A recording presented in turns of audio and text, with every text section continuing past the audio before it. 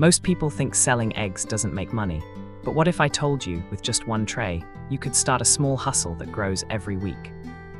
Today, we break down how much you can actually make selling eggs. You can buy a tray of 30 eggs for around 65 rands to 80 rands, depending on where you live. Let's say you buy 5 trays, that's 150 eggs, costing you about 375 rands.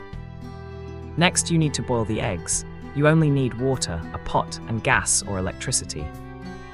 It only takes 10-12 minutes for a classic hard-boiled egg. After cooking, place them in a bowl of water to cool down. Now here's where the profit comes in. You can sell boiled eggs for 3 rands to 4 rands each. Let's take 3 rands 50 as your average price. 150 eggs times 3 rands 50 equals 525 rands in sales.